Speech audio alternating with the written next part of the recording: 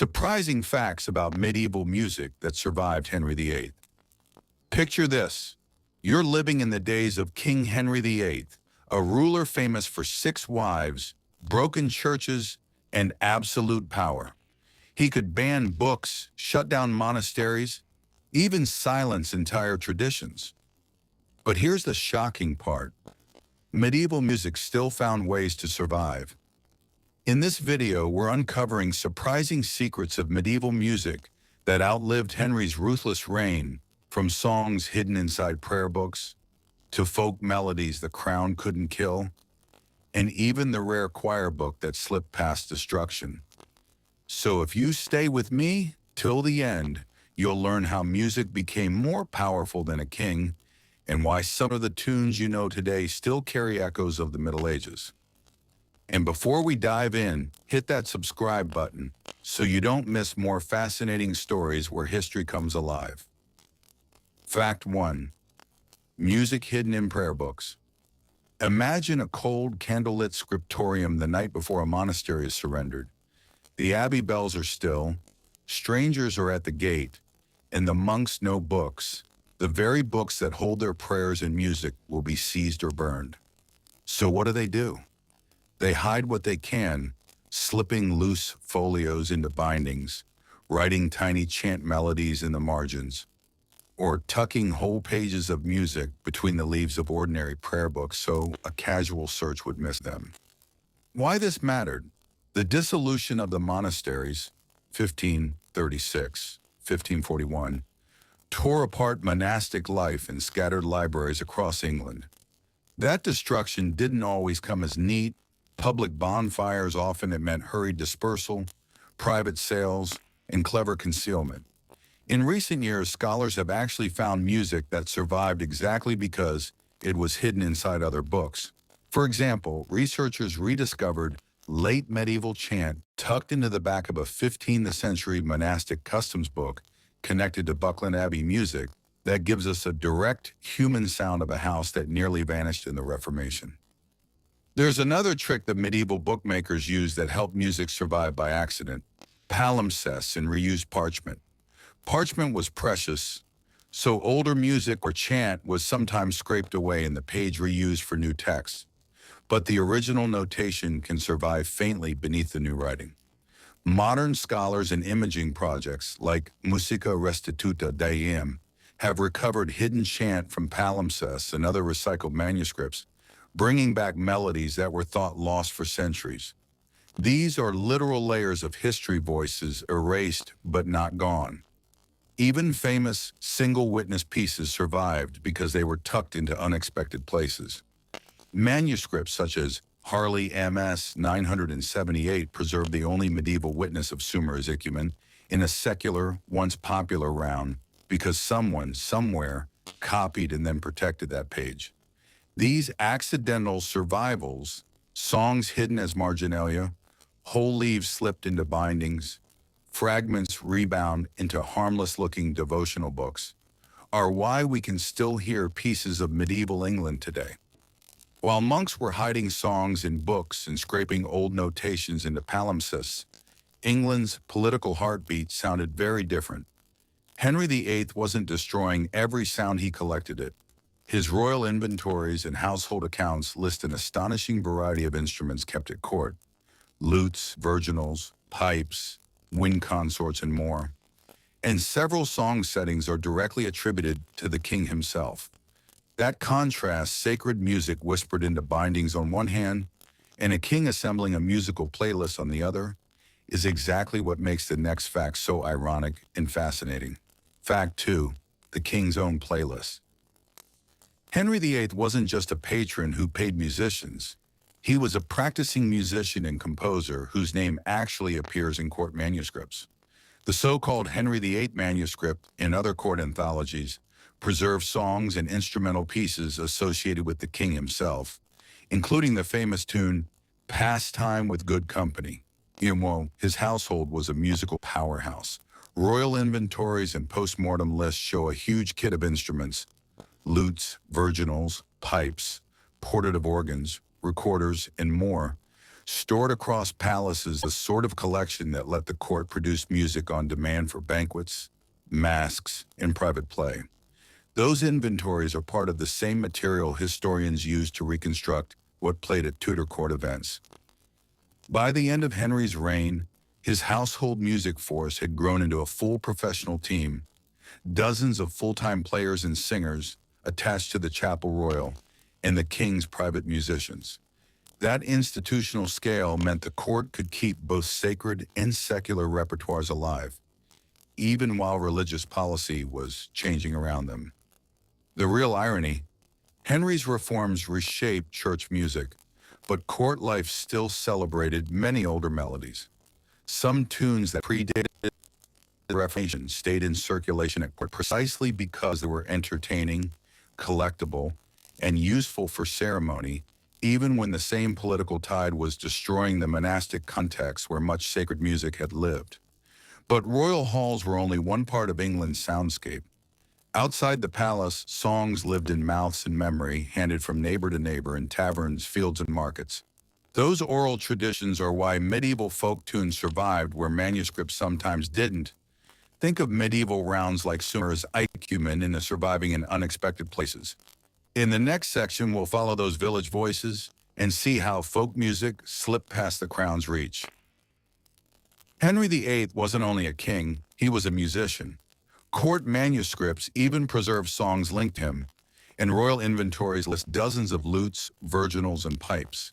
By the 1540s, the king kept a large professional band at court, so while religious change silenced monasteries, the palace still hummed with tunes. Next, how village singers kept medieval songs alive outside the king's control. Fact 3. Folk songs the crown couldn't kill. Think of England's villages, taverns, and marketplaces as living libraries. Songs there didn't need parchment or a priest, they survived in people's mouths. Oral transmission, hearing, singing, remembering, is the single most powerful way music moved across generations. And scholars show this is exactly how many medieval tunes lived on, mutated, remixed, but recognizably related to older forms. That living tradition is why collections compiled centuries later still contain medieval material. Francis James Child and other collectors captured hundreds of ballads, story songs like Barbara Allen and Sir Patrick Spens, whose language, plots, and melodic shapes reach back into the medieval period. Those ballads survived because communities kept singing them long after the scribes had stopped writing them down. Printing helped, too. From the late 1500s onward, broadside ballads, cheap single-sheet songs, froze many oral texts into print, often preserving older refrains and tunes that otherwise might have slipped away. Major archives, Bodleian, British Library EBBA, show thousands of these broadsides. Many items there are the only surviving witnesses of older popular songs. In short, voice print backup copies for the oral tradition. And don't forget performers. Itinerant minstrels, household players, and local bands carried tunes between towns, courts, and fairs. Medieval and early Tudor accounts show a lively culture of traveling musicians and local players who acted as a transmission engine, bringing songs from one community to another and adapting them for new places and audiences. That decentralized network was outside the king's easy reach. Why this mattered? Central power could close monasteries and change liturgy, but it could not silence an entire countryside where music lived in mouths. Variants proliferated, refrains survived as memories, and when printers later captured these songs, they preserved echoes of medieval music that Henry's policies could not fully erase. Outside the palace, music lived in people's mouths, sung in taverns, fields, and markets. Oral tradition and roaming minstrels kept story songs and refrains alive. Later, cheap printed broadsides helped lock those songs into history. That's how the voice of ordinary England outlived royal reform. Some of those village tunes and printed ballads blurred into seasonal and sacred songs carols that people still sang at Christmas. Next, we'll look at those surviving carols and the myths around famous tunes like Greensleeves, why some holiday songs kept medieval bones beneath later robes, and why the story you've heard about Henry writing Greensleeves is more legend than fact. Fact 4. The surviving carols. Imagine winter streets and candlelit church porches where people didn't just hum hymns, they danced in circles, sang festive refrains, and acted out pageant scenes. That's the original world of the carol, a medieval ring dance song that gradually became the seasonal and devotional music we now think of as carols. The word itself comes from Old French carol, a circle dance sung by participants, and only later in history did the term lean strongly toward Christmas and religious songs. Because carols began as popular participatory music, they had two survival advantages right from the start. First, they were lived music learned by ear, taught at fairs, processions, and mystery plays, so they didn't rely on a monastery or library to keep breathing. Second, many carols were macaronic, mixing Latin and Middle English, and flexible in form, which made them easy to adapt for new liturgies, civic events, or seasonal celebrations. Those two qualities help explain why carol fragments and tunes kept reappearing across centuries, even when manuscript culture was under attack. We have concrete evidence of this medieval carol world in surviving sources. The Trinity Carol Roll, a long 15th century vellum scroll now at Trinity College, Cambridge, contains a set of polyphonic English carols, including the famous Agincourt's Deo Gratias type material, and shows how early carols could be both communal and musically sophisticated. Finds like the Trinity Roll are direct proof that carols weren't just rustic noise. They were written, performed, and important enough to be notated when the occasion demanded. Now the myth everyone loves, Greensleeves. For centuries, popular lore pinned the tune on Henry VIII. The romantic image of a king plucking a lute for Anne Boleyn is irresistible. But the musicological evidence says otherwise. The tune appears in printed and manuscript sources from the late 16th century. The earliest registered broadside is 1580, well after Henry's death in 1547. In short, Henry's name stuck to the story because it's a good story, not because the paperwork supports it. That kind of legend spread easily, and those legends themselves kept melodies alive in popular memory. So how did carols survive Henry's religious upheavals? A few key paths. 1. They kept being sung in public ritual, seasonal pageants, wakes, and household celebrations. 2. Traveling performers and local guilds carried refrains from town to town. And 3. Once printing matured, broadsides and printed songbooks froze oral versions into the record, sometimes preserving the only witness of an older tune. The result, many carols contain medieval bones under later dress a chorus, a mode, or a stanza form that stretches back before the Reformation. Carols began as circle dance songs, not the cozy carols we imagine, but living, sung dances for festivals and plays. Because they were learned by ear, mixed Latin with English, and were flexible in use, carols survived outside libraries and streets, guild halls, and pageants. We can see this in surviving sources like the Trinity Carol Roll, and we know myths like Henry VIII composing Greensleeves are colorful but incorrect. The tune only turns up in print decades after his death. All this means holiday songs carried medieval music forward, even while manuscripts were being destroyed. We've just followed music from merry streets and pageant stages, but there's another, very different survivor, the Eton Choirbook. While carols kept the popular memory alive, the choirbook preserves the high, complex sacred polyphony of late medieval England, a rare window into the rich choral sound that nearly vanished in the Reformation. Next, we'll open that rare book and hear why its survival is almost miraculous. Fact 5. The Eton Choirbook. Imagine opening a huge, jewel-bright book from the very edge of the medieval world, thick vellum pages, painted initials, and music written in broad, confident strokes. That book is the Eton Choirbook, a lavish choir book compiled for Eton College around the turn of the 16th century. It's one of the few big Latin choir books to survive the English Reformation, and because of that survival, it's our single best window into the late medieval English sacred sound world. A quick reality check: these numbers matter. The choir book was originally far larger than what we have today, about 224 folios originally, of which roughly 126 survive, and the index shows 93 works were originally included. Only 64 works, many incomplete, remain now. Those surviving pieces include motets, 9 magnificats, and a passion material that, in many cases, exists nowhere else. That makes the book not just interesting, but fragile.